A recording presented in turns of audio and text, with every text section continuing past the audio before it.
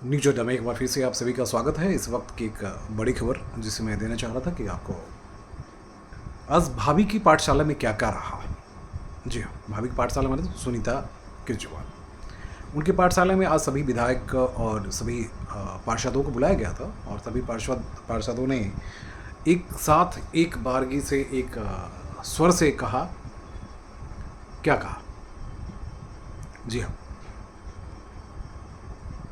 इसके पीछे कहानी क्या है? क्योंकि दिल्ली के सीएम और पार्टी के कन्वीनर जेल के अंदर हैं। पार्टी के जितने बड़े नेता हैं वो अपने कार्यकर्ताओं से मिलने को तैयार नहीं हैं। और कल की घटना के बाद जैसे अरविंद केजरीवाल के बारे में ये कहा गया कि उन्होंने विजय नायर के मसले में विजय नायर उनसे मिलता था, इस मसले को लेकर उन्होंने जो बात कही है उस बात में इस बात को सामने लाया गया कि उसमें सीधे सीधे उनका कोई लेना देना नहीं था, बल्कि आतिशी और सौरभ भारद्वाज का लेना देना था। उसके बाद पूरा माहौल ही बदल गया। वैसे ही केजरीवाल के जेल जाने के बाद उनके सभी नेता, कहीं न कहीं सभी मंत्री अपने कार्यकर्ताओं से, अपने विधायकों से मिलने से डर रहे थे। तो इस बीच में भाभी की जो पाठशाला है वो बहुत ही इंटरेस्टिंग रही। और भाभी की पाठशाला में क्योंकि सभी पार्षद वहाँ पहुँचे, जब पार्षद वहाँ पहुँचे तो उनका ये सिर्फ और सिर्फ यही कहानी थी कि एक विश्वास, एक यकीन, एक भरोसा देने की बात हुई थी कि भाभी सामने जब बैठेंगी तो भरोसा देंगी। और भरोसा के बारे में पहले आपको बता दूं, जब प्रेस कॉन्फ्रेंस उन्होंने की थी तो उसी बात को यहाँ भी उन्होंने दोहराया कि जेल से अरविंद केजरीवाल ने आपके लिए संदेश भेजा है। वो संदेश यही है कि हम आपके साथ हैं। देखिए, हम आपके साथ हैं तो जिंदा ही हैं ना भाई, आपके साथ तो है ही। क्योंकि आप हमारे मुख्यमंत्री हैं, आप हमारे कन्वीनर हैं, आप हमारे पार्टी के सर्वोच्च व्यवस्था हैं, तो आप आप रहेंगे। और सबसे बड़ी बात उसमें ये कि आप हमारे साथ रहेंगे, आपके विचार भी हमारे साथ रहेंगे, तो ये कोई बड़ी बात नहीं है। लेकिन बड़ी बात यही है कि आज जब बैठक हुई, बैठक में सभी विधायकों ने अपनी अपनी बातें रखी और सबने कहा कि देखिए, पार्टी कन्वीनर के खिलाफ किसकी औकात है, कौन जाएगा पार्टी, मतलब अरविंद केजरीवाल के खिलाफ जाएगा। आपको पता ही है कि नाटक चलता रहा और केजरीवाल इतने बड़े नाटकबाज हैं कि जिन जिन बातों को लेकर वो सत्ता में आए थे उन्हीं बातों को उन्होंने खारिज किया है और उसके बाद वो आज जेल में सत्ता में है।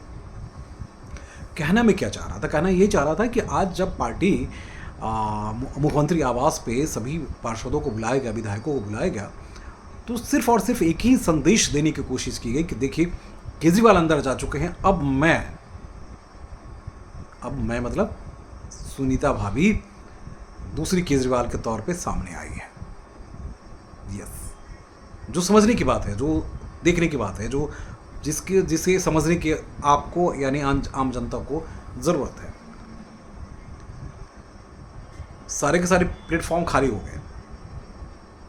यहाँ आज जो बैठक रही, उस बैठक में उन्होंने सबसे पूछा भी कि आप लोग क्या चाहते हैं। सभी ने एक स्वर में कहा कि नहीं, वो जेल में रहेंगे तो जेल में ही रह के सरकार चलाएं। अब जेल में रह के सरकार कैसे चलाएंगे? जेल में रह के सरकार नहीं चलती है। जेल के मैनुअल के बारे में आप जानते ही हैं।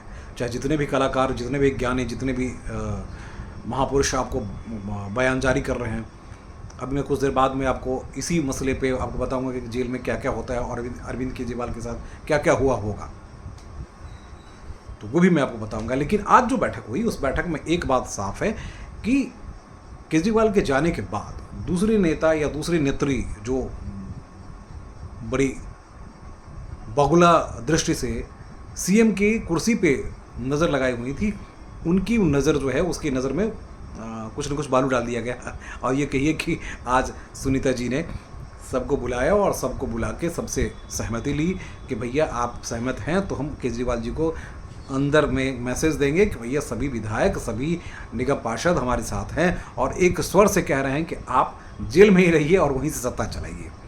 तो भाभी जी के पाठशाला में यही सब ज्ञान दिया गया। उनको बताया गया कि आप हिम्मत रखिए। तानाशाह ने बहुत कुछ कर दिया, यानी मोदी जी की बात कर रहा हूँ, उनके खिलाफ जो क्या क्या लोगों ने नहीं किया, चौथी पास, पाँचवीं पास, फला पास, नौटंकी करते करते करते करते आज वो पास न तो अधिकारियों में अपना विश्वास जमा पाए, न ही सिस्टम को अपने तरीके से चला पाए। जिन जिन वादों के साथ आए थे उन्हीं वादों के साथ वादा खिलाफी उन्होंने की। जनता आज दिल्ली की छली गई है। 2 दिन पहले जब कार्यक्रम हुआ था उसमें आपने भीड़ देखी होगी, लाखों की संख्या में आमजन, ये जो किसान आंदोलन में भी रामलीला मैदान भरा पड़ा था। लेकिन इतनी दुर्गति, देश की राजधानी में सत्ता में वही पार्टी है, उसके कन्वीनर जेल के अंदर है, उनको बुलाया जाता वो सबको 27 पार्टियां एक साथ आती हैं, और उसमें न तो पंजाब से 50,000 लोग आए, न यहाँ 50,000 लोग आए। तो यहाँ आज की जो पाठशाला है वो ये समझाने के लिए काफ़ी है कि वहाँ कमज़ोर आम आदमी पार्टी दिखी है, तो यहाँ कमज़ोर आदमी आम आदमी पार्टी ना दिखे। क्योंकि और एक और भी कहानी है जिसको मैं आपको बताना चाहूँगा, क्योंकि आम आदमी पार्टी के अभी भी कई निगम पार्षद टूटने को तैयार। उस वक्त याद कीजिए, स्टैंडिंग कमेटी के अभी तक इलेक्शन नहीं हुआ, उस वक्त तो कहानी थी कि सरकार बनेगी नहीं बनेगी, नहीं बनेगी, बनेगी। तो यहाँ अभी जो सिचुएशन है उसमें आज की पाठशाला का एक मुख्य मसला ये था कि निगम पार्षद टूटे नहीं, क्योंकि निगम पार्षद अगर टूट जाते हैं तो फिर आम आदमी पार्टी के हाथ से दिल्ली नगर निगम का सत्ता छूट जाएगा। और आप जानते हैं कि वहाँ निगम पार्षदों के टूट जाने से उनके ऊपर कोई दूसरा कानून लागू होता नहीं है। तो इसलिए आज भाभी की पाठशाला में ये समझा दिया गया और ये वादा किया गया कि आप लोग टूटिएगा नहीं, आप लोग बिखरिएगा नहीं, बल्कि हम अब या तो नेक्स्ट मुख्यमंत्री बन रहे हैं या नहीं भी बने तब भी हम आपके साथ हैं। यानी जितने नेता अभी तक जंप मारने की कोशिश कर रहे थे वो सारे नेता धरे के धरे रह गए, और एक नए मंच, एक नई व्यवस्था, एक नई शुरुआत के साथ आज भाभी ने अपनी पाठशाला में सभी बच्चों को अच्छी तरह से ज्ञान दे दिया है। अब इस ज्ञान के साथ ही आगे बढ़िएगा। देखिए संजय सिंह आ गए, संजय सिंह को मैंने आपको बताया था, संजय सिंह भी आ गए हैं। अब वो कूदेंगे, झपट्टा मारेंगे कि बहुत कलाकार हैं वो, लेकिन उनकी पार्टी भी कुछ चलती नहीं है। अब देखना वही है कि क्या यहाँ पार्टी कन्वीनर के तौर पे वो रहेंगे या फिर खुद मैडम केजरीवाल चलाएंगी। आतिशी की हालत आपने देख ही लिया, आज उन्होंने प्रेस कॉन्फ्रेंस करके क्या क्या ज्ञान दे दिया कि 4 आते हैं और उनको उठा के लेके चले जाते हैं। गजब के फ्रॉडों की दुनिया है। भाई शिकायत तो कर दो, नंबर तो दे दो किसी पुलिस वालों को, FIR तो दर्ज करवा दो। क्यों झूठ बोलते हो, लगातार झूठ बोलते बोलते अपना विश्वास जनता से आपने खो दिया है। कि CBI और BJP वाले कह रहे हैं मुझे, भाई आप जैसे व्यक्ति को कभी BJP वाली क्यों कहे, BJP को आत्महत्या करनी है क्या? क्या केजरीवाल BJP ज्वाइन कर लेंगे? नहीं कर लेंगे।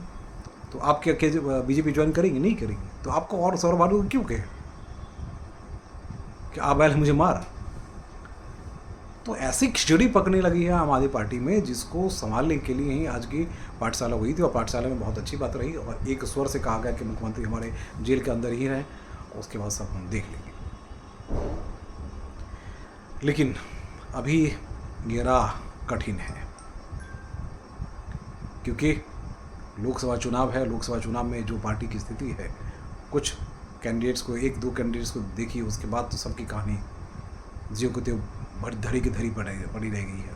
मूवमेंट से फिर आपको मीडिया में नज़र आएगा, लोकल लेवल पे नहीं है ना। इसलिए आज के पाठशाला के बाद जब तक कैंपेन चलाना शुरू नहीं करेंगे तब तक बातें नहीं बनेगी और पार्टी और धीरे धीरे कमज़ोर होती जा रही है, जो मुझे लगता है। तो पार्टी को टूटने से बचाने के लिए भाभी जी का ये पाठशाला काफ़ी कारगर रही है। और मुझे लगता है कि उनके संवाद से जरूर कार्यकर्ता, क्योंकि कार्यकर्ता के बारे में बता दूं कि अरविंद केजरीवाल खुद नहीं मिलते थे उससे, उनके नेता खुद नहीं मिलते थे। वो आज सबसे अगर बदतर हालत में कोई किसी भी पार्टी का कार्यकर्ता अगर है तो वो आम आदमी पार्टी के कार्यकर्ता है। न तो उनके पार्टी कार्यालय में उनकी वजूद है, क्योंकि जो प्रदेश अध्यक्ष है उसका खुद का कुछ बहुत ज़्यादा औकात नहीं है। राष्ट्रीय कन्वीनर है, वो किसी को कुछ समझता नहीं है, माने केजरीवाल किसी को भी समझता है।